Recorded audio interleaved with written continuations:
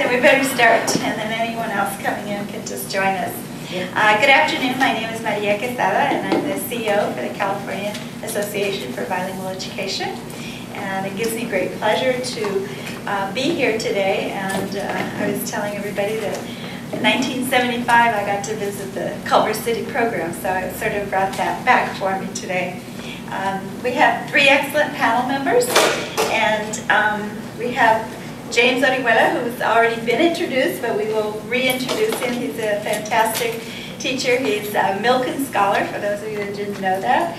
And he's also has really brought the programs a lot of wealth and enrichment, for the students at that secondary level. He was the two-way teacher of the year, as was mentioned, and he really believes that what he does is really preparing his students for the 21st century global economy and society. So he has a very heartfelt commitment to the programs. We have Carla Herrera, who has also worked for many, many years in the field of bilingual education. She was Cabe's first teacher of the year. And a long time ago, she says, but she's still always there, always volunteers her time and also her expertise. She works with us, at commissions, and as just James. At the Sacramento level, when we need experts on EL issues, we always count on them to help us in that regard. She has worked at two-way programs at the county level, offering support, but as well as was instrumental in the Portuguese program in ABC Unified School District. And then we have Elvira, who is now the Associate Director of the Center for Equity for English Learners, the SAIL program at Loyola University. And so we have a perspective from that, a classroom teacher to our resource person that has brought resources and assistance to make sure that the programs are implemented well, and then as well as the university who will work with the teachers and develop the research that really supports the programs that we have. So we have a really good panel today. We're going to ask you, first of all, a little bit of what do you think your expectations are? What would you like to get out of the session? So hopefully, the presenters will then modify their presentations to sort of meet your needs. Anything? What would you like or expecting from this session? Well, I don't know what I'd like, but I've been working in this district on, I think we've got a great elementary program, and before we add a third language or a fourth language to the district, that we get our secondary language so that we, instead of having K-5 fluency, we have K-12 fluency.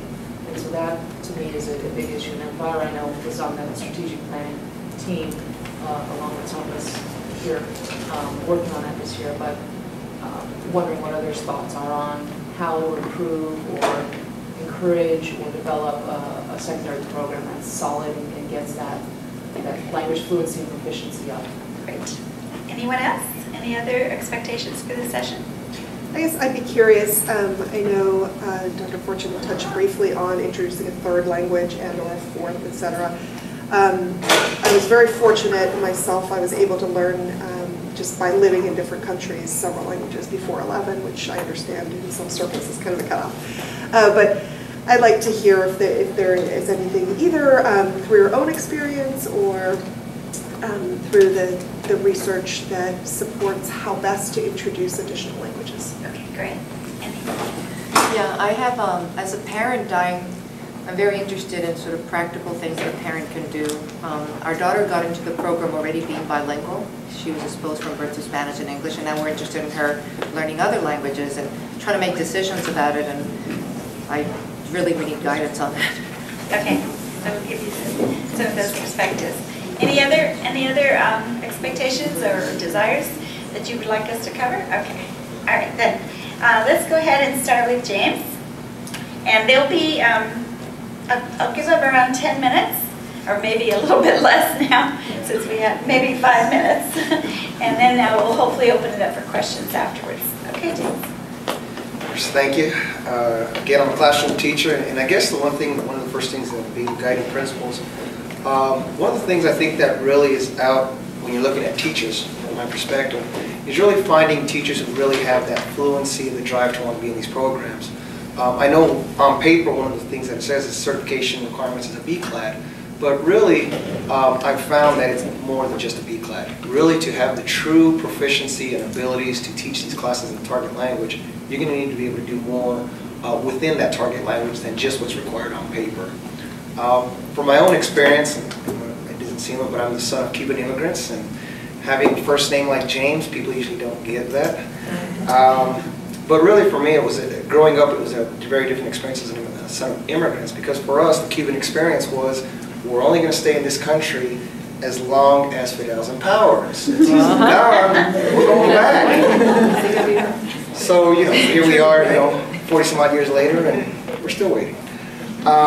So really growing up, it was that thing where you had to have the language. And I grew up with that notion that we had to keep our language because we were going to go back and that was our country.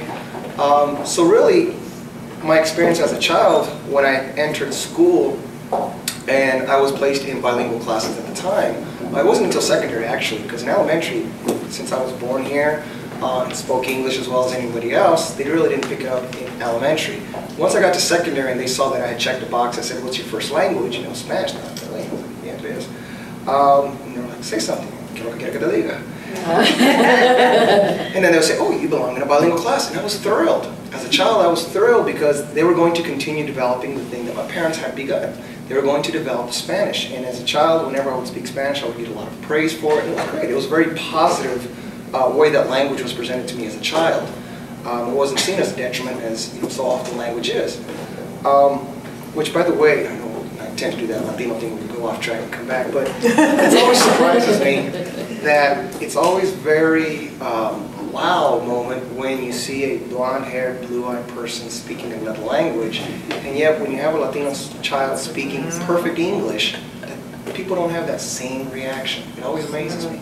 Because it's the same thing. It's just as amazing. Anyhow, coming back. So really when I discovered that these bilingual programs in which I was placed were really remedial programs.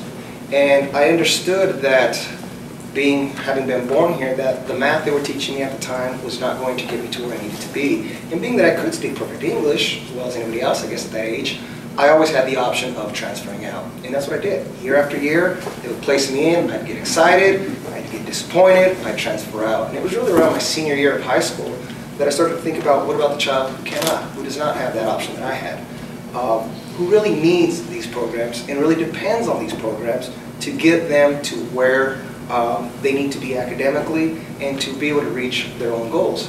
And that's really what drove me into being a teacher at the time, because up until then I had planned on being an aircraft mechanic, and I did study mechanics and I still do to this day. But that's what really drove me to become a classroom teacher, to specifically become a bilingual teacher. And I began in Denver as a bilingual social studies teacher, and when I moved out here, like I say, and I found the situation where they were looking for a teacher. This is my background. I was a Spanish major, and I'm board certified in world languages and English now. It was a perfect situation. I had the opportunity to do exactly what I had wished had been done for me as a child. So it's a perfect situation. Along those lines, I think some of the guiding principles that really need to be considered at the secondary, and again I'm speaking to secondary since that's my area of experience, is really the idea, again, and it was already mentioned, the separation of languages. And I take it to an extreme. Even if I see a child at lunch or in the hallways, and, Señor Orihuela, can you help? Okay. No te entiendo, háblame en español. And I'm always requiring them to speak to me in Spanish. That way it's just a mentality. And it's funny because even students who've gone on to high school and they'll come back to visit me and they walk in the door and they're like, oh, Señor Orihuela, ¿cómo estás? I'm like, why am I still speaking Spanish? But it's because they had that mentality. And I think that's one of the keys of these programs, is to make sure that we maintain true to the model and keep that separation of languages.